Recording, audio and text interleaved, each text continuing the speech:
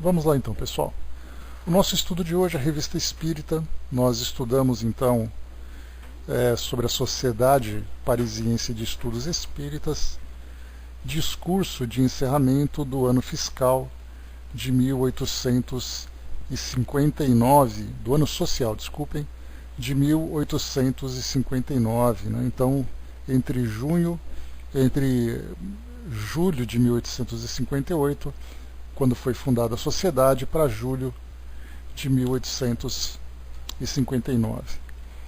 No discurso que Kardec apresentou para nós, ele inicialmente trouxe a forma como a sociedade foi fundada, né, porque ela não tinha, conforme Kardec diz, nenhum projeto vindo do plano espiritual para que ela fosse iniciada. Ela acabou surgindo como uma consequência do volume de pessoas que começavam a frequentar as reuniões que ele fazia em sua própria casa. E aí então, percebendo ali a grande movimentação e a necessidade de um espaço não apenas maior, mas um espaço mais adequado, houve então ali a mudança, as reuniões para um outro local que foi alugado, e aí depois então aproveitaram e já fizeram todo o estatuto, né, e formalizaram a formação da instituição. Kardec falava sobre a quantidade de pessoas que começavam a participar, e aí então ele dizia que triplicou em alguns poucos meses daqueles tão interessados. Ele acabou assumindo a presidência da sociedade por uma forma natural, porque ele que tinha começado esse trabalho, mas ele não tinha nenhuma pretensão de continuar naquela função, que acabou depois, ele dizia que com o tempo, se fosse possível, então ele deixaria aquela função, aquele cargo, passando para outra pessoa, para que ele pudesse se dedicar a outras tarefas.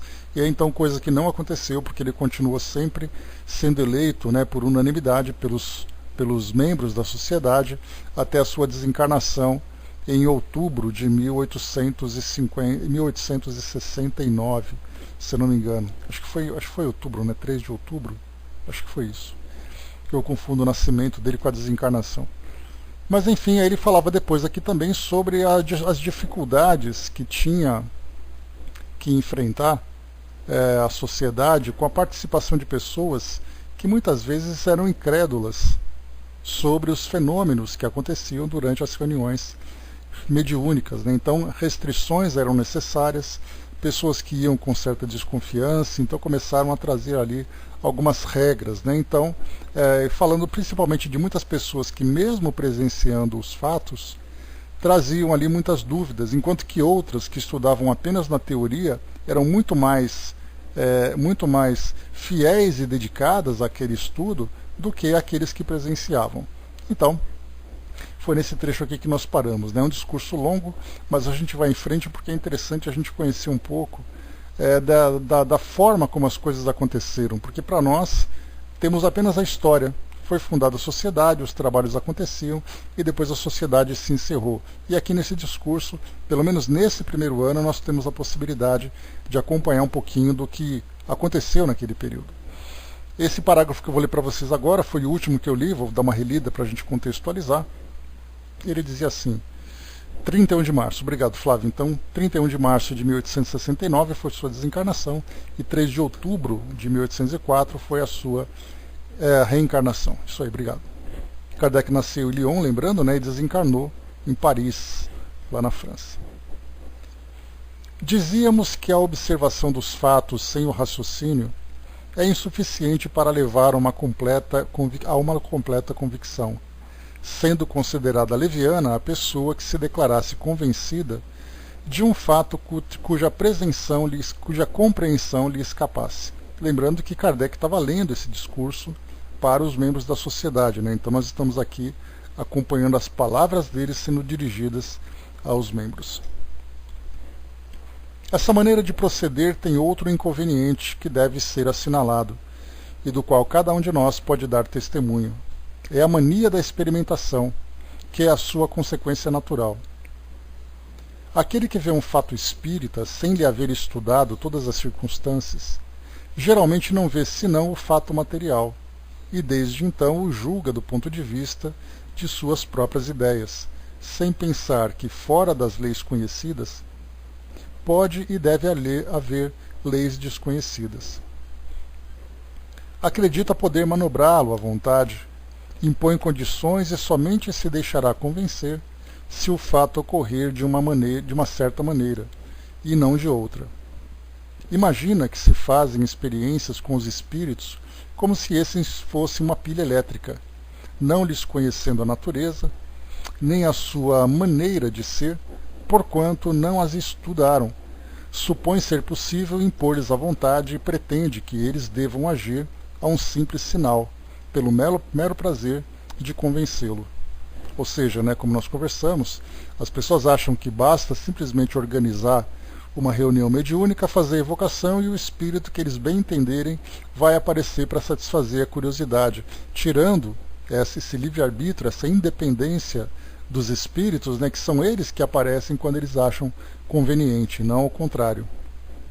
Isso lembrando sempre que até mesmo os espíritos inferiores, quando se manifestam, também o fazem por boa vontade ou mesmo sendo conduzidos pelos espíritos no plano espiritual. E diz aqui para nós ainda: por que se dispõe a ouvi-los durante um quarto de hora, imagina que devem ficar às suas ordens. Esses são os erros em que não caem os que se dão ao trabalho de aprofundar os estudos. Conhecem os obstáculos e não exigem o impossível. Em lugar de quererem convencer de seu ponto de vista os espíritos, coisa que a esses não se prestam de bom grado, colocam-se no ponto de vista dos espíritos, o que faz com que os fenômenos mudem de aspecto.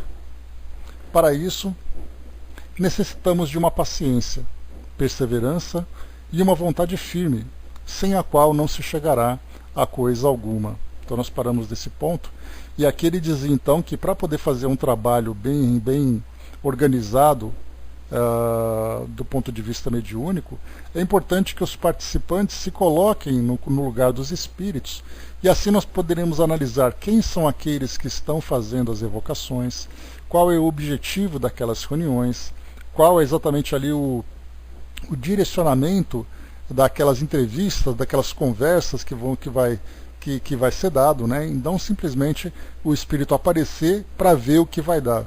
Antecipadamente ele já então conhece a intenção daqueles que estão se reunindo. Aí então ele vai achar se vale a pena ou não se fazer presente. E a gente lembra também que, dependendo do padrão vibratório de cada grupo, vai ter sempre ali uma leva de espíritos que se sintoniza com aquele grupo, Então, se nós queremos instruções sérias, o grupo tem que ser sério.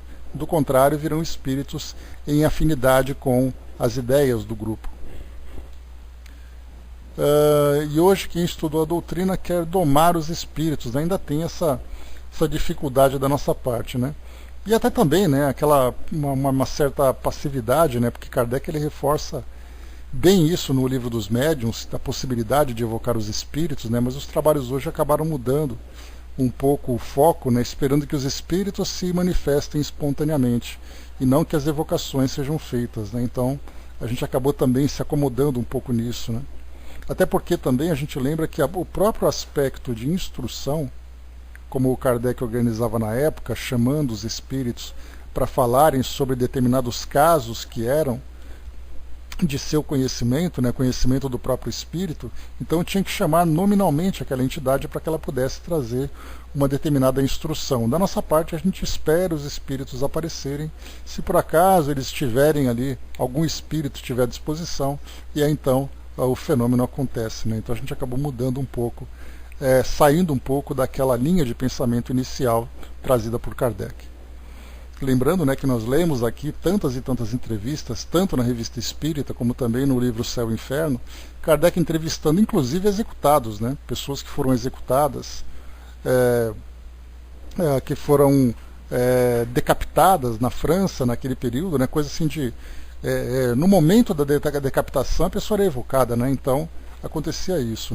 Leca, nós estamos na Revista Espírita, de 1858, o primeiro artigo do mês de julho, que é o discurso de encerramento do ano social. Eu estou aqui na página, na versão digital da FEB, eu estou na página 261.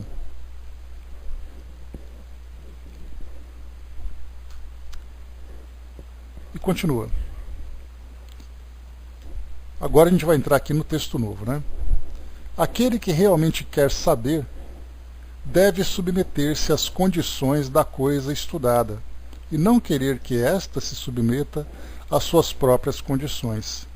Eis porque a sociedade não se presta a experimentações que não dariam resultado, visto saber por experiência que o espiritismo, como qualquer outra ciência, não se aprende por osmose e em algumas horas.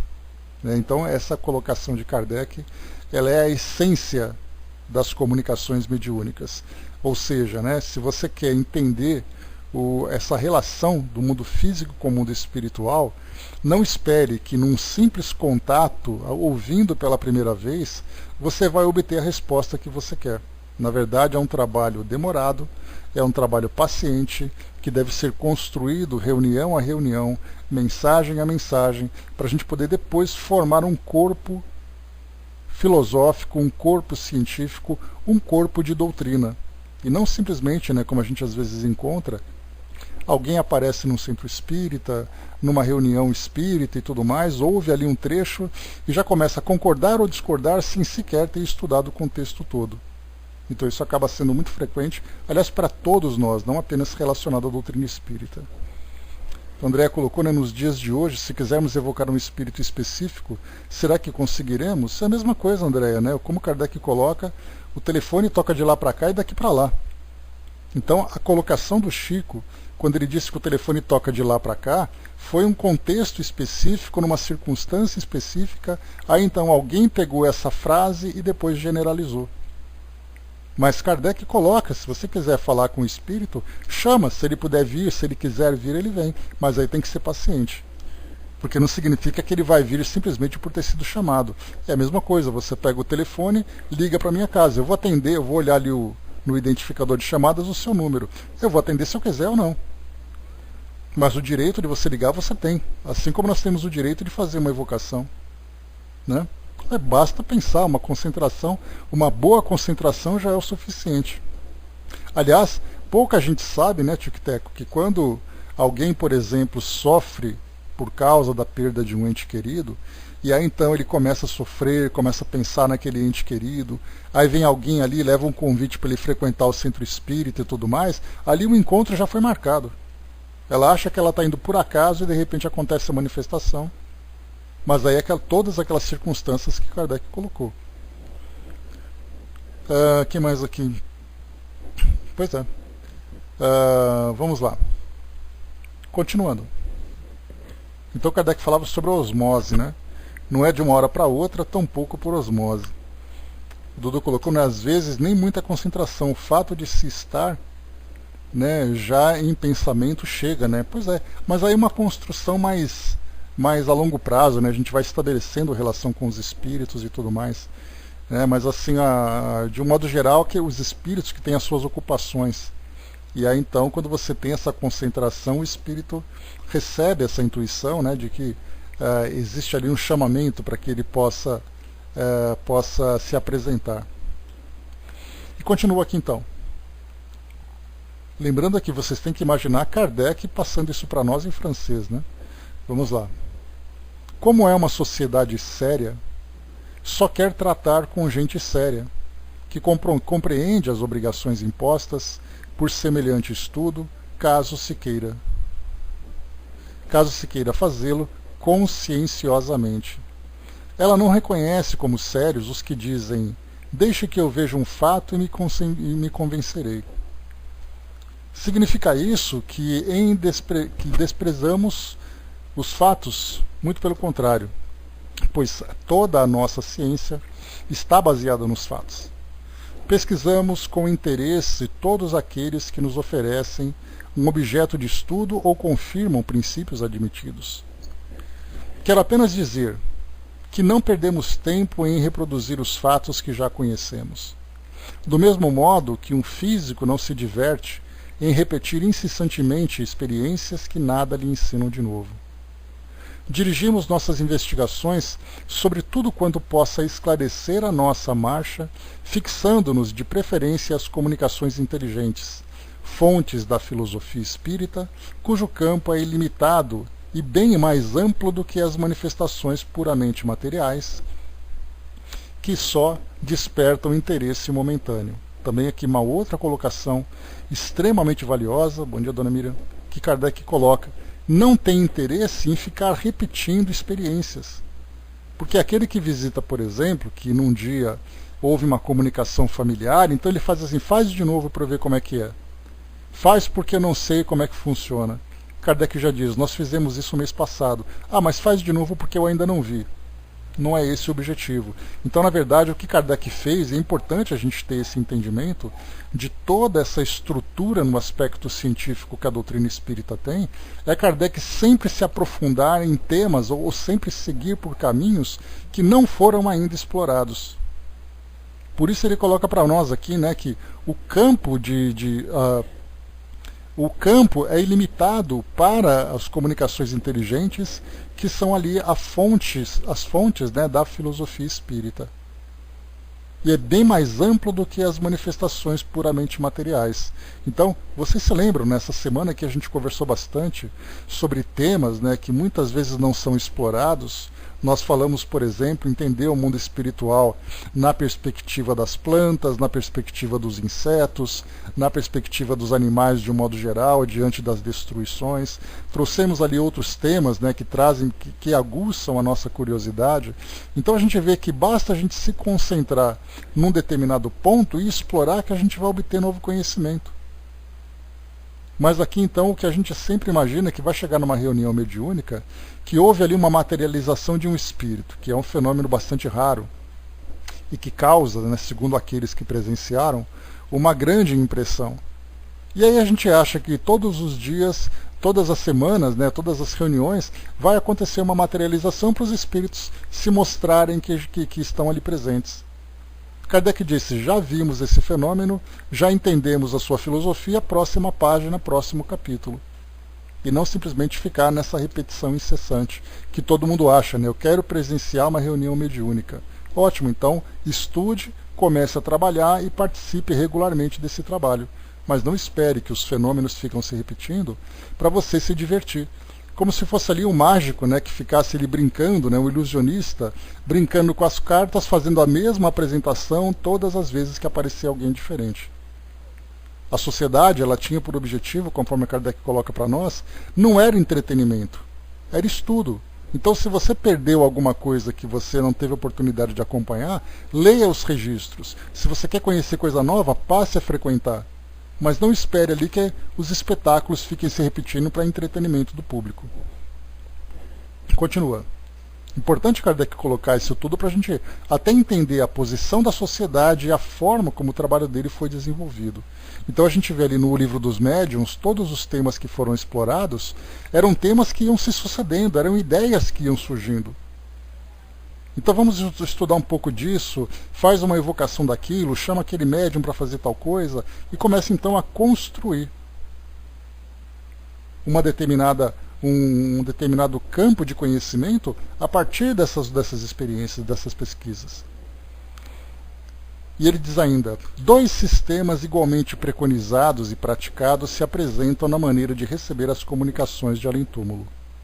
Uns preferem esperar as comunicações espontâneas. Outros as provocam por um apelo direto, dirigindo a este ou aquele espírito. Olha aí a pergunta que vocês fizeram, a resposta veio em seguida. Pretendem os primeiros, aqueles que esperam as comunicações espontâneas, que na ausência de controle para se constatar a identidade dos espíritos, esperando a sua boa vontade, ficamos menos expostos a ser induzidos em erro.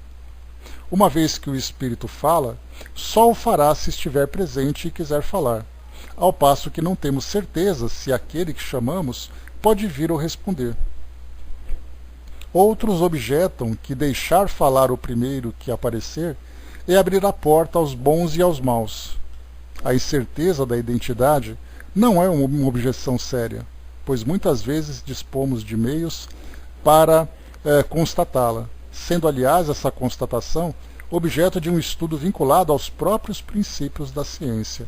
Então, esse tema aqui de constatação da identidade dos espíritos, Kardec já apresentou para nós lá no Livro dos Médiuns. Tem um capítulo específico sobre a identidade dos espíritos. Então, nesse primeiro ponto, em esperar uma comunicação espontânea, era uma justificativa, por exemplo, daqueles que diziam que se eu chamar um espírito, eu não tenho como comprovar que é ele. Então é melhor os espíritos se manifestarem espontaneamente, que fica mais tranquilo assim.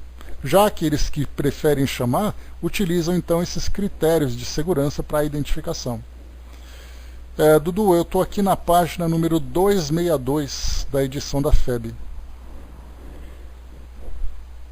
Estou aqui, talvez aqui na 10ª linha mais ou menos.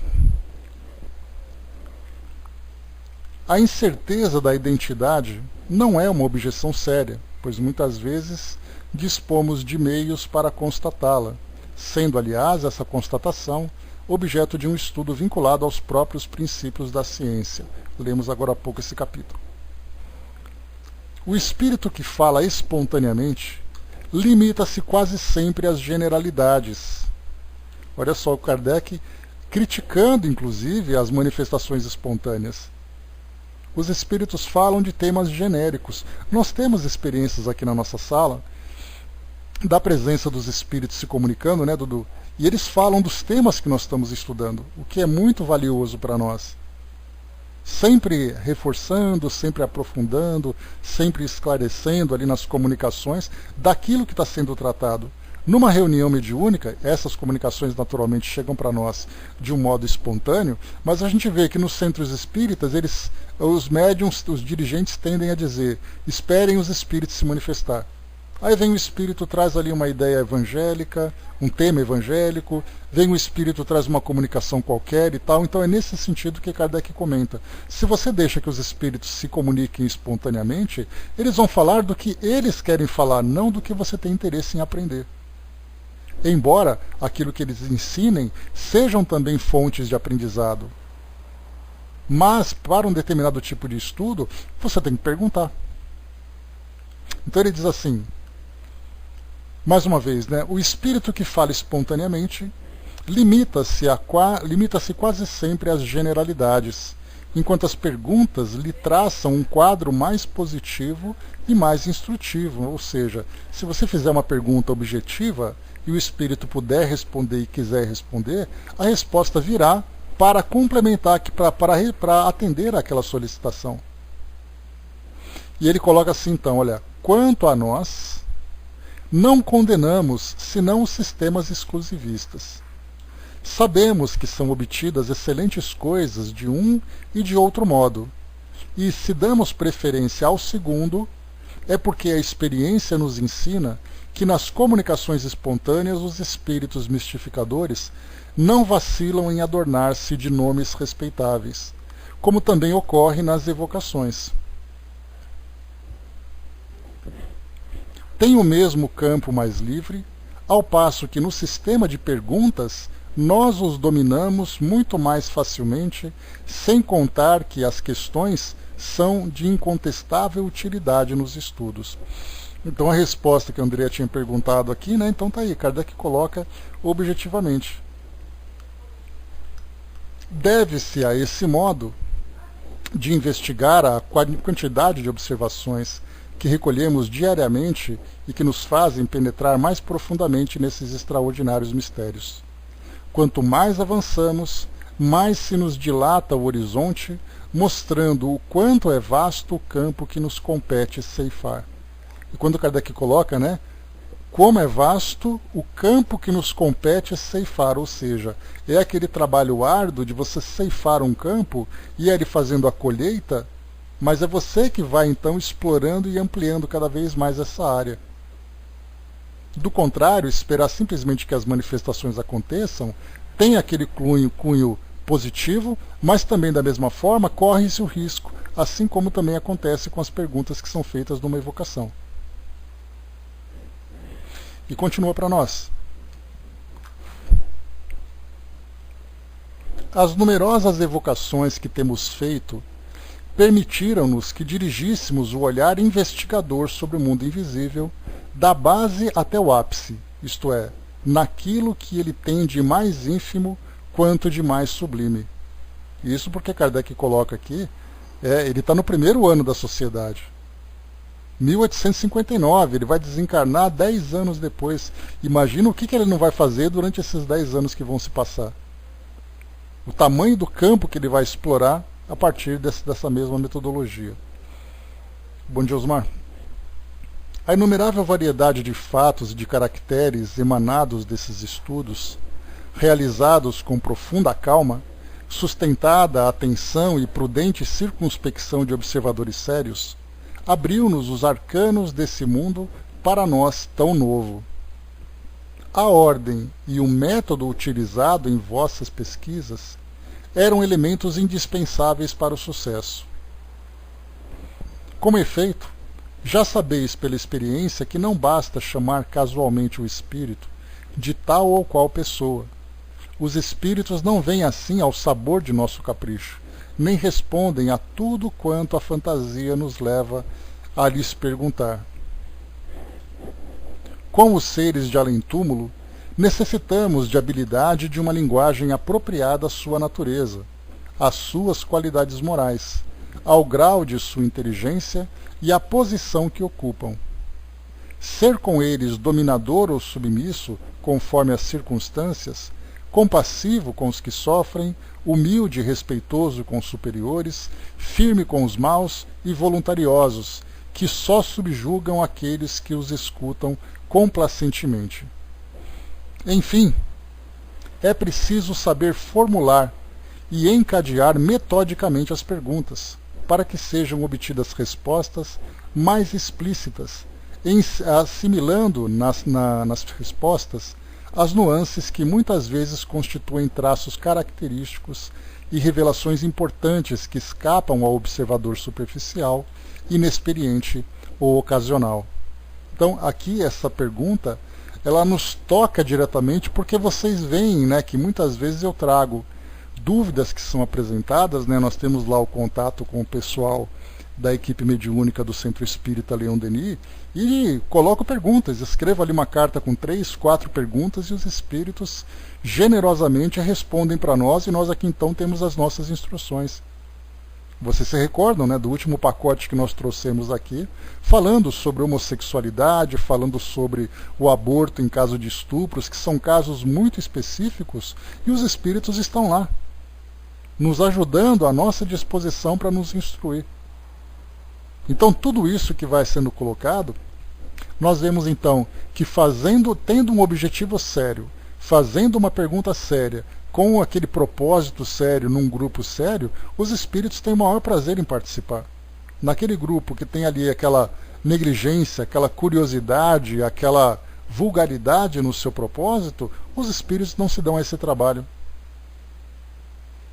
Então, mais uma vez, é preciso saber formular e encadear metodicamente as perguntas para que sejam obtidas respostas mais explícitas, assimilando nas respostas as nuances que muitas vezes constituem traços característicos e revelações importantes que escapam ao observador superficial, inexperiente ou ocasional. Então até nos detalhes a gente tem que prestar atenção. Tanto é assim que a gente estuda, inclusive, as próprias questões que eles apresentam. Não é simplesmente aceitar a resposta, é estudar a resposta que eles trouxeram, fazer dela fonte de nosso estudo também. Então, felizmente, nós temos aqui experiências de enviar solicitações e receber respostas, de termos aqui manifestações espontâneas, com questões que dizem respeito aos nossos estudos. Então, para nós é um grande privilégio poder viver tudo isso na prática. Deixa eu ver aqui. Tic-Tac colocou, né, os bons espíritos tratam de várias necessidades do homem, né, até na cura do corpo, né, o que eles puderem fazer, eles fazem, né, é aquela questão de merecimento e possibilidades. Flávio lembrou aqui, né, e pensar que naquela época não tinha gravadores, né, tudo psicografado, ou então copiado nas comunicações psicofônicas. O que a gente chegou a analisar, Flávio, já há um tempo atrás, quando nós falávamos sobre a importância das psicografias, além da própria limitação tecnológica da época para registrar essas informações, o objetivo era também registrar os dados para que eles fizessem parte desse corpo doutrinário. Porque se fosse um espírito que falasse alguma coisa e você depois escrevesse aquilo que você lembrasse, aí seria aquele transtorno, né? Então, vindo no papel, aí não tinha erro, era só você pegar e copiar dizendo: os espíritos disseram exatamente isso, ponto. Né? Então hoje, até assim também, hoje quando nós temos nas gravações, ainda corre-se esse risco, né? O Dudu colocou, né, e veio uma comunicação aqui sobre homossexualidade naquele dia, né? A mesma coisa também, né, chamando atenção, né, para a sensibilidade dessa questão. O Angelino colocou, né, nossa amiga, né, que o irmão desencarnou na semana, falou que um dia antes ele passou a falar nomes de parentes desencarnados. Pediu a um dos parentes que cedesse o lugar, né, só ele via. Pois é, ainda tem essas... nesses momentos de desencarnação, Kardec lembra, né, que o espírito, muitas vezes, né, acaba ficando mais sensível, mais perceptível, né, a um plano espiritual. Isso acaba surgindo, né, trazendo muitas dúvidas com relação, por exemplo, né, às perturbações que o indivíduo sofre, as confusões neurológicas daquele momento, né? Então, para a medicina não passa de um delírio, né? Para nós espíritas, nós vemos também o lado espiritual considerando esse lado físico também. André colocou, né, você falou sobre essas respostas, mas eu não estava na que comentou sobre sexualidade e homossexualidade, não sei que dia foi, né? Aquela ali em cima que o Dudu colocou, depois a gente pega para você. Deixa eu ver aqui. Sim, Tico e Teco. Não, pois é, então aquilo que eu falei para vocês, os espíritos ajudam naquilo que eles podem, tanto no estudo como na assistência direta. A gente vê bastante isso nos livros de André Luiz, as comitivas que são formadas para fazerem ali trabalhos, né, de orientação, de auxílio para várias famílias, pessoas, grupos, né? Então isso acontece, né? Os espíritos se colocam à disposição da mesma forma que nós. Nós nos juntamos para estudar, nós nos juntamos para trabalhar, nós nos juntamos para auxiliar. Então, no mundo espiritual não é diferente. É tudo questão de boa vontade, merecimento e possibilidade. Deixa eu ver aqui. Tá, beleza, vamos em frente. E diz ainda para nós: a maneira de conversar com os espíritos é, pois, uma verdadeira arte, que exige tato, conhecimento do terreno que pisamos, constituindo, a bem dizer, o espiritismo prático. Aqui também a gente já entra num outro ponto importante, né?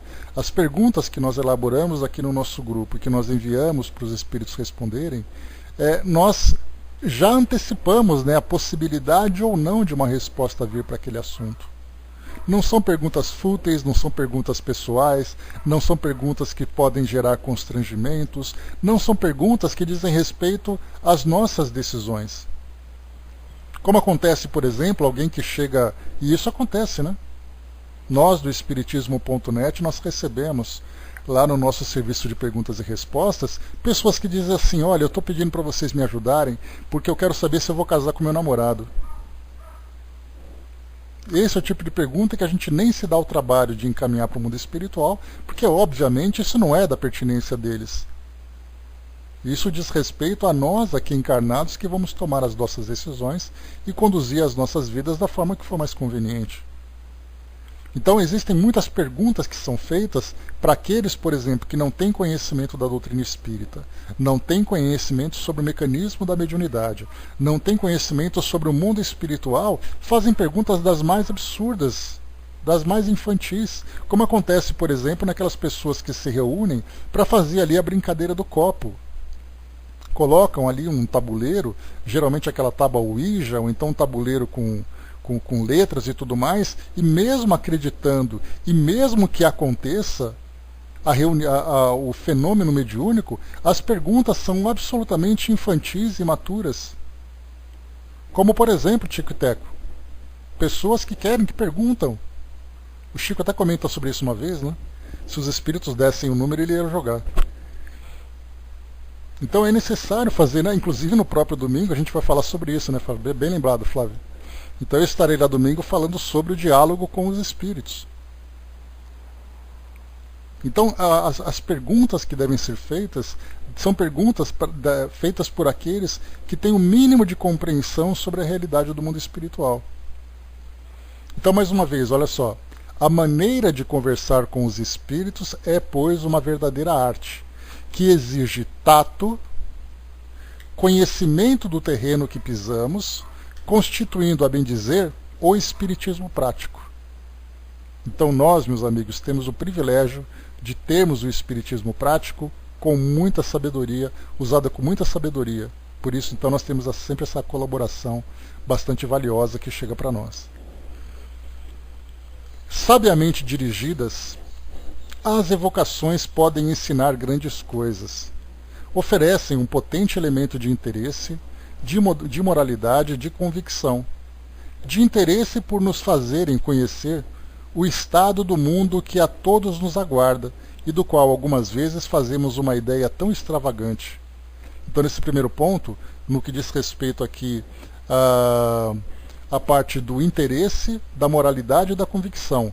Do interesse, então, Kardec chama a atenção das evocações, das perguntas que são dirigidas aos espíritos sobre o mundo espiritual. E a gente vê isso com frequência nessas entrevistas que ele faz, tanto na Revista Espírita como também no livro Céu e Inferno. Perguntando onde o espírito está, como é que ele se vê, onde ele mora, o que ele faz, né, o que aconteceu com ele, se ele se lembra de alguma coisa, todos aqueles detalhes que a gente vai então juntando para formar aquela ideia real do mundo espiritual, e não aquela ideia fantasiosa, mística e até mesmo dogmática também. Então esse é o primeiro ponto do elemento. Por isso ele colocou para nós, né, de interesse por nos fazerem conhecer o estado do mundo que a todos nos aguarda e do qual algumas vezes nos fazemos uma ideia tão extravagante. De moralidade, porque nelas podemos ver, por analogia, nossa sorte futura. Então, de moralidade, que quer dizer, aquilo que nós vivemos no mundo físico será a nossa realidade do mundo espiritual. Se você vê um espírito sábio, é porque ele viveu sabiamente. Se você ver um espírito sofredor, é porque esse espírito sofreu. Aqui também no mundo físico, foi um espírito vicioso, foi um espírito desequilibrado, foi um espírito materializado, que não teve interesse em se desenvolver dentro do campo moral. Então, conhecendo o mundo espiritual, dentro desses detalhes da moralidade, nós nos refletimos também nesse mundo. Porque eu começo a analisar, bom, esse é o jeito que eu estou vivendo, então eu já posso antecipar como é que vai ser minha vida no mundo espiritual. E depois de convicção, que é o terceiro ponto que ele coloca. De convicção, porque nessas conversações íntimas encontramos a prova manifesta da existência e da individualidade dos espíritos, que nada mais são do que nossas próprias almas desprendidas da maneira terrestre, da matéria terrestre. Então, mais uma vez, ele coloca para nós aqui também essa situação, em que começamos a ter essa convicção sobre a realidade dos espíritos, a forma como os espíritos vivem, a sua individualidade, porque eles expressam seus sentimentos, eles expressam suas ideias, eles falam sobre o que estão vivendo. Então, não são ideias vagas, são ideias pessoais. E, portanto, nós também teremos a nossa individualidade no plano espiritual. Estando formada a...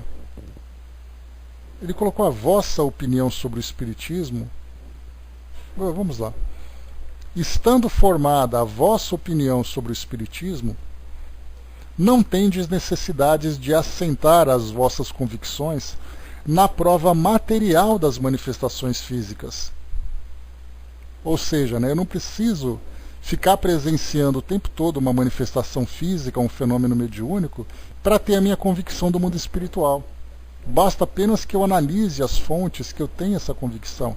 A gente pode fazer um paralelo, eu não preciso ir para o espaço para conhecer exatamente o que acontece no espaço, basta eu ter ali um senso investigativo, um senso de pesquisa e estudar astronomia. Que eu vou entender o mundo espiritual sem estar, o espaço, né, sem estar no espaço. É a mesma coisa que nós temos aqui também. Também quisestes, aconselhados pelos Espíritos, ater-vos ao estudo dos princípios e dos problemas morais, sem por isso negligenciar o exame dos fenômenos que podem auxiliar a pesquisa da verdade.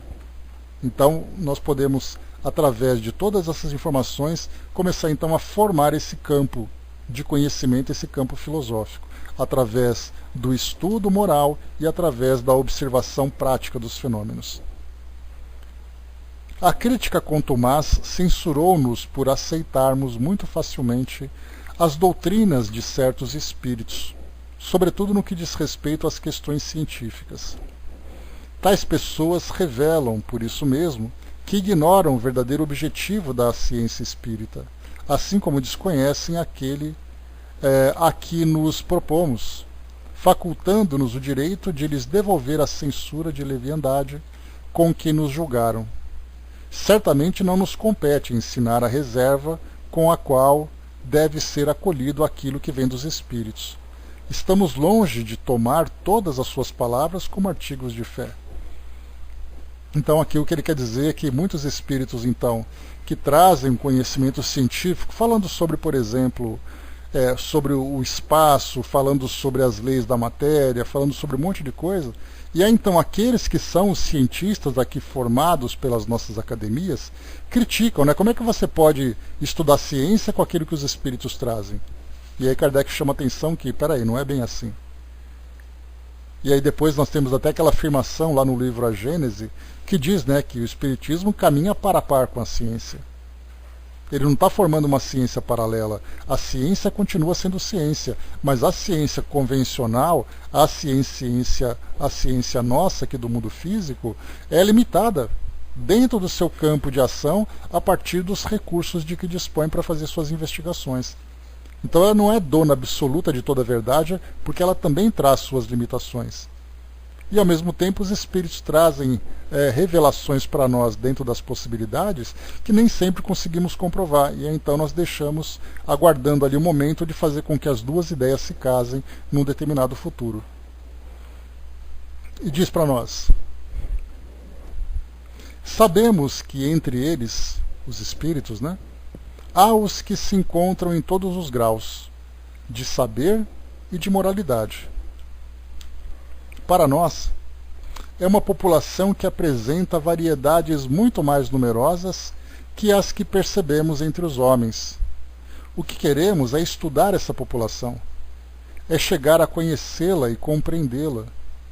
Para isso, estudamos as individualidades, observamos as pequenas diferenças e procuramos aprender os traços distintivos de seus costumes, de seus hábitos, de seu caráter. Enfim, queremos nos identificar tanto quanto possível com o estado deste mundo. E aqui também ele mostra, por exemplo, lá no livro Céu e Inferno, na segunda parte dos exemplos, as diversas categorias dos espíritos. São mais de 60 entrevistas que Kardec tem. 64 ou 65, não me recordo precisamente. Mas aí então, com todas aquelas comunicações, e olha que ele publicou apenas 60. E no final do livro dos espíritos, na conclusão, ele fala que teve contato com mais de 1000 espíritos.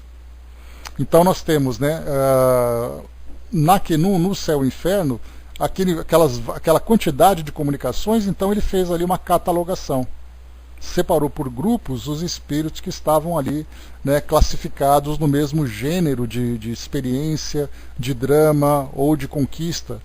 Então nós tivemos ali espíritos felizes, espíritos em condições medianas, espíritos sofredores, espíritos suicidas, criminosos arrependidos, expiações terrestres, espíritos endurecidos. Então vários foram classificados. E isso trouxe para nós, a partir dessas 60 comunicações, 60 e poucas comunicações, uma visão geral do nosso mundo. Porque se nós pegarmos, por exemplo, aquele suicida que se comunicou por um determinado motivo, porque até mesmo os suicídios vão se modificando. A gente se lembra, por exemplo, de um casal de namorados que cometeram suicídio, ali inspirados por Shakespeare. Nós tivemos ali um suicídio de um pai que cometeu esse ato para o filho não ir para a guerra. Nós tivemos outro que cometeu suicídio por desilusão para a vida. E aí então nós pegamos esses casos e nós vamos, por exemplo, lá para o Japão. E pegamos um suicídio no Japão. E nós vamos ver que o estado do espírito no plano espiritual será semelhante, tirando ali as particularidades, do que aquilo que a gente viu agora. Então, quando Kardec diz assim que para isso nós estudamos essas individualidades, observamos as pequenas diferenças e procuramos apreender os traços distintivos de seus costumes, de seus hábitos, de seu caráter. Enfim, queremos nos identificar tanto quanto possível com o estado desse mundo. E essa identificação que Kardec propõe é exatamente isso. Aquilo que um espírito vive no plano espiritual como consequência das suas ações aqui no mundo físico, será aquilo que também viverei no plano espiritual a partir das consequências das minhas escolhas. Antes de ocupar uma residência, aqui Kardec agora ilustrando, né? Antes de ocupar uma residência, queremos saber como é ela, se ali estaremos confortavelmente instalados, assim como conhecer os hábitos dos vizinhos e o tipo de sociedade que poderemos frequentar. Pois bem, é a nossa morada futura. São os costumes do povo em meio ao qual iremos viver que os espíritos nos dão a conhecer.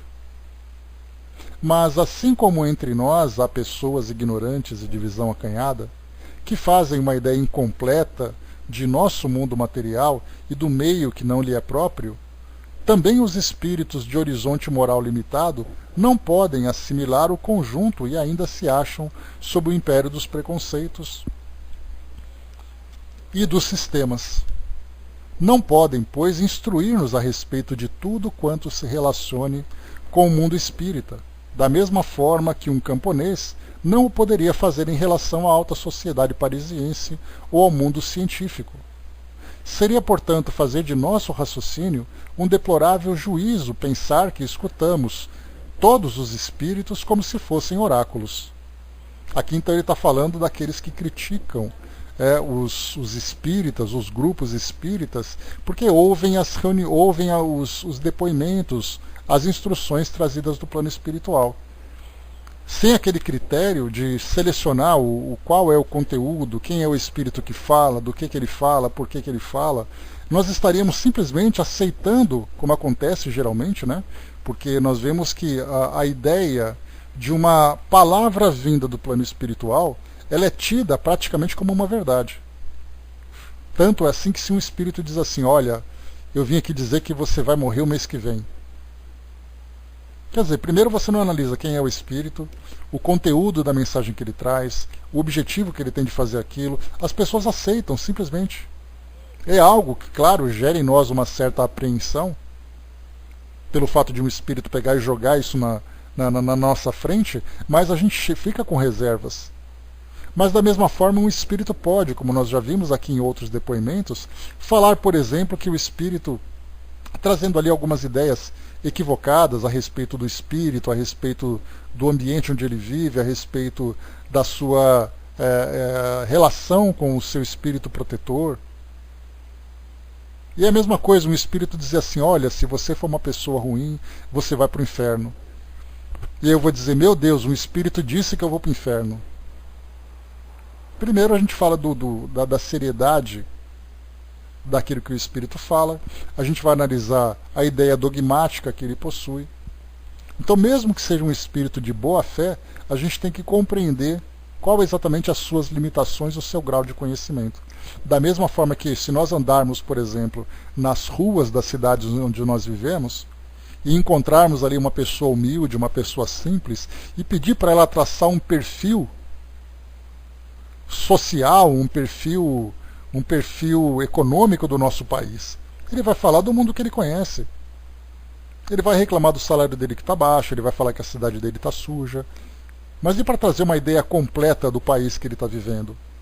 Há necessidade, então, de alguém que tenha esse conhecimento mais amplo para falar desse assunto. Por isso, então, o que Kardec chama a atenção é que o fato de um espírito dizer alguma coisa não quer dizer que o que ele disse é uma verdade absoluta. Aquilo que ele trouxe vai ser analisado na essência da mensagem, e até mesmo o próprio mensageiro também vai ser analisado. Mas aqueles que não conhecem o mundo espiritual, que não conhecem a doutrina espírita e não conhecem as práticas mediúnicas realizadas dentro da doutrina espírita, já que nós temos práticas mediúnicas que são realizadas fora da doutrina espírita. Mas aquelas que são estudadas, analisadas, verificadas, elas têm outro critério. É isso que Kardec chama atenção aqui para nós. Por isso ele diz, né, seria, portanto, fazer de nosso raciocínio um deplorável juízo, pensar que escutamos todos os espíritos como se fossem oráculos. Ou seja, né, se fossem espíritos que trouxessem para nós ali revelações. Os espíritos são o que são, e nós não podemos alterar a ordem das coisas. Como nem todos são perfeitos, não aceitamos suas palavras, senão com reservas, e jamais com a credulidade infantil. Julgamos, comparamos, tiramos as consequências de nossas observações, e os seus próprios erros constituem ensinamentos para nós, pois não renunciamos ao nosso discernimento. Então, muitas vezes o espírito traz uma ideia, uma orientação que ele acredita saber, e aí então, quando ele é confrontado com a razão, acaba não sendo aceito. Aí você lê uma psicografia e fala assim, mais ou menos, né? Não é bem assim. Aí a gente guarda assim, espera uma outra oportunidade de pegar uma outra orientação para fazer uma comparação e coisa e tal. Então a gente fica naquela expectativa de receber uma resposta. Né? Isso que tem acontecido, como eu falei para vocês, é essa experiência prática que a gente tem tido, né, de tanto das mensagens espontâneas que chegam para nós, como das questões que nós enviamos. Quando chega para nós ali um conteúdo, de imediato a gente faz uma leitura. E essa leitura depois é analisada. E nós vemos ali, felizmente, sempre a coerência, a boa participação dos espíritos. Mas num ambiente diferenciado, um espírito poderia dizer qualquer coisa ali de mais grotesca e seria aceito com naturalidade. Porque realmente as pessoas são muito místicas. Elas são muito influenciáveis. E qualquer tipo de espírito que se manifeste, não importa quem seja, ele é um espírito e, portanto, ele é alguém do mundo espiritual. Somos muito bem preparados para fazer esse julgamento. Quer dizer, o nosso intelecto nos dá essa permissão. E o pouco de conhecimento que a gente tem, né, ainda que seja pouco, mas é fundamentado naquilo que é a base da doutrina, nos permite fazer essa comparação. E felizmente a gente nunca teve aqui nenhum problema de uma comunicação que trouxesse para nós algum constrangimento, de uma mensagem que chega e de uma informação que vem equivocada nessa mensagem. Continuando, vamos lá. Essas observações aplicam-se igualmente a todas as teorias científicas que os espíritos podem dar. Teorias científicas, lembra que ele estava comentando aqui em cima que cientistas criticando que os espíritos estavam entrando numa área que é uma área da nossa ciência terrena, né? Então a mesma coisa também. O espírito traz para nós uma informação e a gente, peraí, vamos analisar primeiro, né? Seria muito cômodo ter apenas que interrogá-los para encontrar a ciência pronta e acabada e possuir todos os segredos industriais. Né? Então, assim, a nossa ideia seria assim, já que no mundo espiritual as coisas são tão avançadas, seria muito mais fácil para nós se nós perguntássemos para os espíritos um combustível que fosse muito mais potente do que nós temos aqui. A famosa lâmpada infinita que os espíritos trouxessem para nós ali o desenho de uma placa de circuito interno e um processador que fosse ali, né, absurdamente mais potente, que os espíritos trouxessem para nós a cura do câncer, trouxessem para nós informações assim que dependem das nossas pesquisas, dependem do desenvolvimento do nosso intelecto. Bom dia, Regina. E tudo isso para nós começa aqui, né? Tudo isso é parte exatamente dessa ideia. Se os espíritos são tão inteligentes, pergunta para eles então a cura da AIDS. E aí os espíritos vão dizer, vocês precisam desenvolver esse conhecimento. Dudu colocou, né? Eu não colocaria aqui nada que não fosse relevante a nós. Leio antes, às vezes ainda bem vibrato, né? Mas na verdade sinto que a comunicação era para ser enviada aqui como tem sido, né? A gente não tem tido, como a gente nunca teve nenhum problema, né, Dudu? Então as comunicações que chegam a gente sabe que sempre são uma contribuição valiosa. Mas a gente lembra sempre, né, que quando a gente fala em comunicação mediúnica, a gente fala no geral. É tudo que existe por aí afora, inclusive dentro de centros espíritas. Nós temos ali quantos e quantos relatos de médiums que vivem aquela fascinação, e nessa fascinação eles acreditam que são absolutamente infalíveis. E você talvez seja o pior médium, né? Porque você pega e coloca aqui para ser analisado por esse bando de gente que está aqui. Você é aquele que corre mais risco, né? Recebi a mensagem, vou botar lá na sala, todo mundo vai ver. Vamos ver o que vai sair, né? E a gente sabe que sempre dá certo, a nossa proteção é boa, né? Vamos lá. Deixa eu ver aqui. Tá, Tico até colocou, né? Nossa falta de humildade perante os espíritos mensageiros, né? Sempre foi o nosso grande erro, né? É aquela ideia, porque na verdade essa falta de humildade ela diz respeito a essa prepotência que nós temos de acreditar que nós ainda somos o centro do universo, né? O ser humano acreditar assim, olha, não existe vida fora do nosso planeta, e a principal vida que existe é a vida dos encarnados. E a gente começa a ver depois os desencarnados, já viu, né? A Andrea colocou, né, mas todas as descobertas têm sempre a ajuda do plano espiritual de alguma forma, sim. Mas a gente lembra sempre, Andrea, que toda grande descoberta ela é um raciocínio que se desenvolve.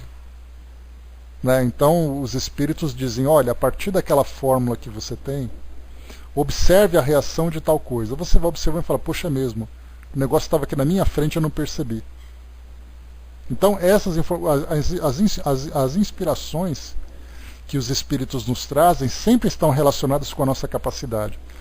Porque do contrário, a gente imagina assim que na época das cavernas chegaria um espírito e traria para aqueles homens lá a estrutura de um telefone celular. Olha, você que é médium, você que não fala direito nem pensa direito, mas está aqui, ó, esse é um celular que você vai conseguir desenvolver e tal coisa. Exatamente, né? Esse por acaso é aquele tropeçãozinho que ele dá, que na verdade é porque o raciocínio já está construído. Então o que os espíritos vão fazendo é nos ajudando a desenvolver esse raciocínio pelos caminhos que nós vamos trilhando. Continuando para nós aqui, só um instantinho, vamos lá. Que, inclusive esse é um tema também que é valioso para a gente estudar, para entender, por exemplo, de que forma que os espíritos nos influenciam no nosso desenvolvimento nas mais variadas áreas. Então, por exemplo, um governante, um dirigente de um país, um dirigente de uma instituição, os espíritos não dizem para ele como ele deve fazer. Vão, então, dando orientação para que ele utilize o conhecimento que ele tem para aquela finalidade, porque, do contrário, são os espíritos que fariam todo o trabalho. Então as nossas leis, por exemplo, são modificadas pelas nossas percepções dos fatos, então os espíritos fazem com que a nossa visão fique mais aguçada, fique mais detalhada. Então tudo é um trabalho de parceria entre o plano espiritual e o plano físico, num desenvolvimento constante. É aquele processo pedagógico, começa com as ideias mais fáceis e ela vai então se desenvolvendo para ideias mais complexas, mas nunca dá um salto. Trazer algo que a gente não compreende, como fazer isso? Em frente, por isso Kardec coloca, né, seria muito cômodo ter apenas que interrogá-los para encontrar a ciência pronta e acabada e possuir todos os segredos industriais. Só conquistaremos a ciência à custa de trabalho e de pesquisas. A missão dos espíritos não é eximir-nos dessa obrigação. Aliás, não apenas estamos conscientes de que nem todos sabem tudo, mas sabemos que entre eles, como só é acontecer entre os homens, existem pseudo-sábios, que julgam saber o que não sabem e falam daquilo que ignoram com imperturbável atrevimento. Pelo fato de um espírito dizer que é o Sol, que gira em torno da Terra, nem por isso essa teoria será mais verdadeira. Saibam, pois, aqueles que nos atribuem uma credulidade tão pueril, que tomamos toda a opinião emitida por um espírito como uma opinião pessoal, que não a aceitamos senão após havê-la submetido ao controle da lógica e dos meios de investigação que a própria ciência espírita nos fornece, meios que todos conheceis. Aqui também é interessante, né, porque ontem mesmo eu comentava com vocês sobre algumas críticas que são feitas ao Espiritismo. Eu comentei que eu, por acaso, ontem, procurando uma imagem sobre desencarnação, porque agora a desencarnação, né, tem aí o dia de finados, amanhã e tal, então as casas espíritas, né, sempre deixam uma mensagem de esclarecimento, de conforto e tudo mais, e então estava pesquisando sobre uma imagem, né, a nossa querida Andréia estava pesquisando, a nossa Andréia ausente, né, não Andréia presente, estava pesquisando, estava ajudando, então eu encontrei, né, a tal mensagem num site, e me chamou mais a atenção no site que publicou aquela mensagem do que a imagem em si, que era um site de uma igreja adventista, falando sobre a mentira da desencarnação. Né? Aí eu pensei assim, bom, eu vou ter que assistir a esse vídeo, essa palestra, né? Esse sermão aqui proferido por esse pastor, sobre o que ele fala sobre tudo isso. E é interessante, né? As críticas são sempre muito fáceis, dizendo que todos nós espíritas somos enganados pelos espíritos. Né, que os espíritos dizem alguma coisa, que são ali obras do inimigo e tal, e que nós aceitamos e que nós caímos na mentira, e acabam não avaliando, né, a intensidade do trabalho intelectual. Tic-Teco foi um desafio, como eu falei para vocês, né, eu assisti até o final, 1 hora ouvindo aquela palestra, e eu ficava assim, né, respirava fundo, e falava, não, eu tenho que me contentar, que eu não tenho que criticar nada, eu não tenho que escrever nada, é a opinião deles e tal. Foi difícil, né, mas vamos lá. Assim como também acontece, né, quando pega alguém de uma outra escola religiosa e acaba ouvindo uma palestra espírita, e eles ficam também se coçando, né? Não é assim, porque a Bíblia diz o contrário, porque eu aprendi o contrário. Então, cada um com sua verdade, né? Mas o que a gente pode garantir, dentro disso que Kardec fala, porque ele está comentando aqui sobre as críticas feitas pelos meios científicos das informações que chegam no plano espiritual. Para nós aqui do século XXI, aqui no Brasil, quando o espiritismo acabou não sofrendo uma mudança, mas ele acabou tendo um peso diferente do que tinha na Europa naquela época, porque naquela época a doutrina espírita, na sua formação, tinha o aspecto filosófico e científico muito forte. Para nós aqui do Brasil, nós temos um aspecto religioso muito forte. Então mudou um pouco do peso, não do seu conteúdo. Então aqui para nós, as críticas vindas das religiões são muito mais intensas do que a ciência. A ciência não se mete. Né? A ciência, assim, se tem algum comentário, é um cientista, uma pessoa que dá a sua opinião pessoal, mas a academia propriamente dita, ela não se mete nisso. Ao contrário do que acontecia com Kardec naquela época. Então, assim, essa visão religiosa é muito forte aqui no Brasil, a doutrina espírita conquistando o seu espaço, fazendo ali uma divulgação muito grande dos seus princípios, né, dessas leis que sempre existiram, né, lembrando que a doutrina espírita não fala da sua ideia de reencarnação, ela fala da reencarnação que sempre existiu. Inclusive corrigindo, trazendo ali uma outra visão mais analítica, mais cuidadosa, da reencarnação a partir de outras filosofias também, como acontece, por exemplo, né, na Índia, como acontece no Tibete, né, entre os budistas, entre os hinduístas. Então não é pelo fato de ter reencarnação que a reencarnação acontece de qualquer jeito. Então a gente vai fazendo uma análise muito cuidadosa, até mesmo para aquele que apresenta assim, olha, porque fulano se lembra de existência passada. Poxa, que legal, então pera lá, vamos analisar o que ele está dizendo. A coerência daquelas ideias. Não, porque naquela religião, naquele grupo, nós temos uma reunião mediúnica. Ótimo, vamos analisar de que forma que acontece essa reunião. Quem são os médiums, quem são os espíritos, qual é o objetivo, qual é o conteúdo, de que forma que as coisas acontecem, tudo é analisado. Nós aprendemos, por princípio dentro da doutrina, que tudo deve ser racionalizado. Nós encontramos, claro, muitos espíritas, principalmente aqueles que chegam na doutrina com pouco conhecimento doutrinário, que estão muito mais incentivados pela emoção, aqueles que se aproximam, por exemplo, por uma doença, por a perda de um ente querido, são muito sensíveis, muito vulneráveis. Mas a partir do momento em que você se senta numa sala de aula e você abre uns livros da codificação e de outras obras sérias e começa a estudar, tudo muda. Se alguém diz assim, olha, recebi uma carta do seu filho, você lê assim, levanta a sobrancelha e fala, pera lá. De onde veio essa carta? Por que veio essa carta? o que ela está dizendo, como é que ela está sendo escrita. Então nós aprendemos isso, faz parte o senso crítico do espírita, é uma matéria que nós cursamos, né, nos cursos fundamentais da doutrina. Não é apenas o conteúdo, é a forma de ver esse conteúdo. E isso para nós é uma conquista assim, extremamente valiosa. A Chaconete colocou, né, quando alguém descobre algo novo na medicina, foi um espírito que descobriu. Um espírito encarnado, mas um espírito, né? E geralmente em parceria com outros também, né? Sejam encarnados ou não encarnados, né? Pois é, os cientistas aqui no Brasil, na Tchecotec, eles acabam não se metendo porque o Brasil ele é um país muito religioso, né? Então, você, um cientista, dar a sua opinião pessoal, se ele é ateu, se ele não acredita e coisa e tal, é uma coisa, né? Você pega uma universidade que trabalha com ciência e faz uma crítica, é uma postura que não se faz, porque todos nós aqui no Brasil, né, temos ali uma ideia das religiões, são poucos ateus. Então alguém que dá sua opinião pessoal, ele está sujeito a sofrer a mesma crítica que ele faz, né? Já naquela época de Kardec era diferente.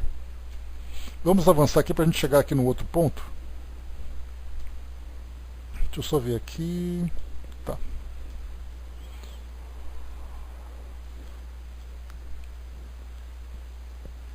Diz assim então, vamos lá. Tal é, senhores, o fim a que se propõe a sociedade. Certamente não me compete ensinar-lhes coisa alguma, embora me agrade recordá-lo aqui, a fim de que minhas palavras repercutam lá fora e ninguém se equivoque quanto ao seu verdadeiro sentido. De minha parte, sinto-me feliz, por não ter tido senão que vos acompanhar nesse caminho sério, que eleva o Espiritismo à categoria das ciências filosóficas. Vossos trabalhos já produziram frutos, mas os que produzirão mais tarde são incalculáveis, se, como não duvido, vos mantiverdes em condições propícias para atrair os espíritos bons ao vosso meio. Então Kardec aqui meio que profetizava, né, o futuro que nos esperava, falando daqueles que, em conexão com os espíritos sérios, se tornariam médiums, se tornariam portadores dessas verdades que fariam com que a nossa visão sobre o mundo espiritual se tornasse mais ampla, mais profunda e mais completa, né? Embora nós tenhamos ainda muita coisa para poder aprender sobre o mundo espiritual.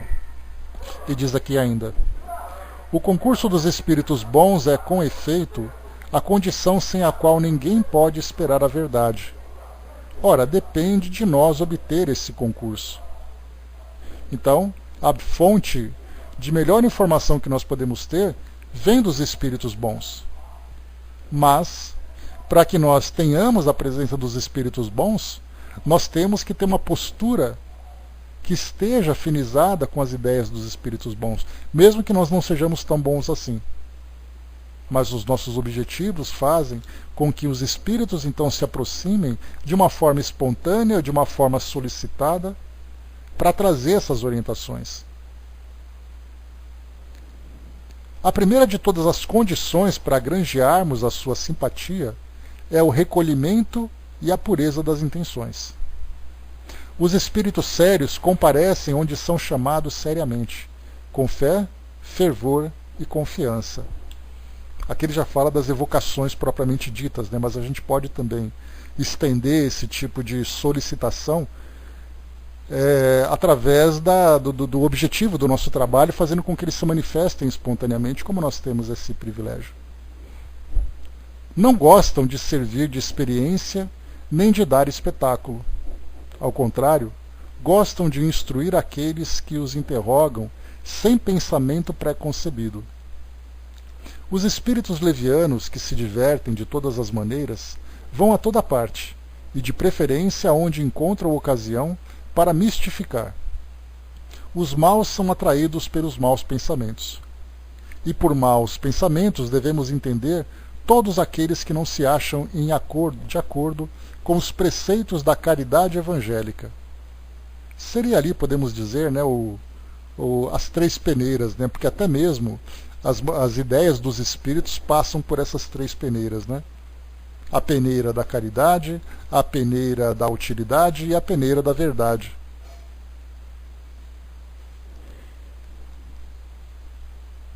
Tá.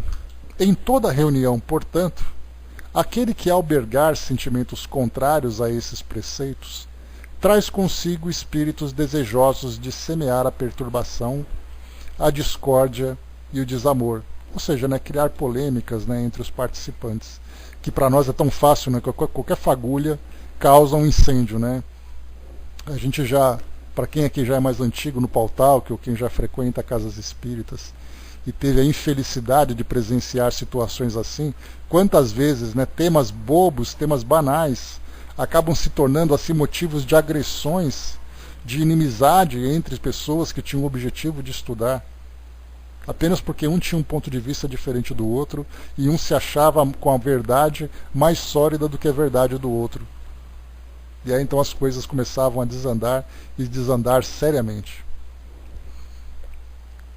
A comunhão de pensamento e de sentimentos para o bem é desse modo uma condição de primeira necessidade, não podendo ser encontrada num meio heterogêneo, onde tem acesso paixões inferiores do orgulho, da inveja, do ciúme, paixões que sempre se revelam pela malevolência e pela acrimônia de linguagem, por mais espesso seja o véu com que se procure cobri-las. É o ABC da ciência espírita. Então, o ABC da ciência espírita: os espíritos sérios se manifestam onde haja seriedade e comunhão de pensamento, e sentimentos também. Do contrário, nós teremos ali espíritos de qualquer ordem. Porque se todo mundo quer aprender a mesma coisa, os espíritos vêm ensinar. Se um pensa de um acha que é mais verdadeiro do que o outro, que ele tem mais orgulho, o outro tem vaidade, o outro tem ciúme, por que um espírito sério vai trazer uma mensagem que não vai ser compreendida? Simplesmente porque as pessoas estão pensando de um modo diferente. E finalizamos aqui, pessoal.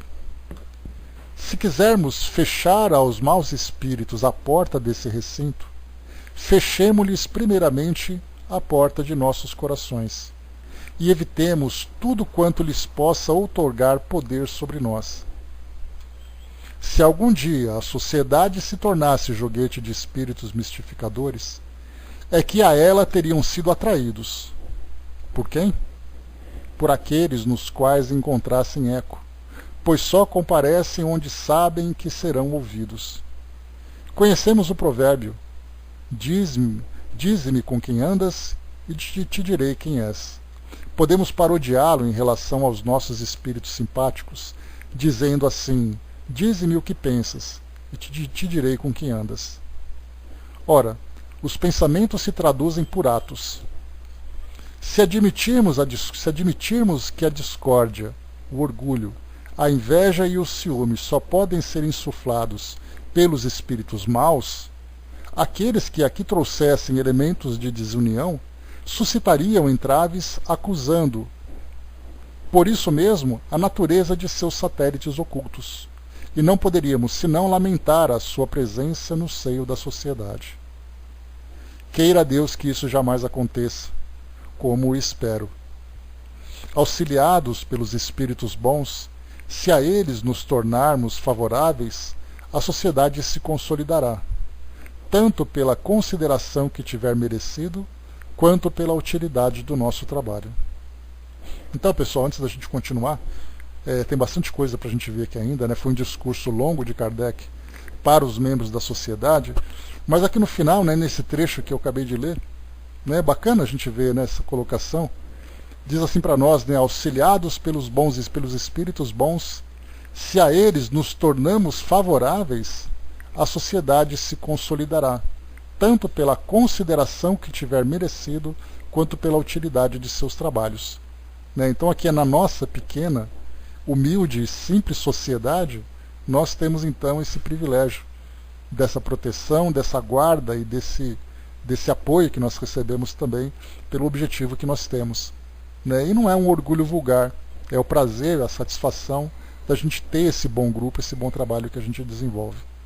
Né? Então não dá para a gente não fazer essa comparação entre aquilo que nós temos hoje e aquilo que Kardec também viveu na sua época, porque a própria Sociedade Parisiense de Estudos Espíritas, o primeiro centro espírita do mundo, administrado pelo codificador do Espiritismo, também estava sujeito a essas mesmas condições.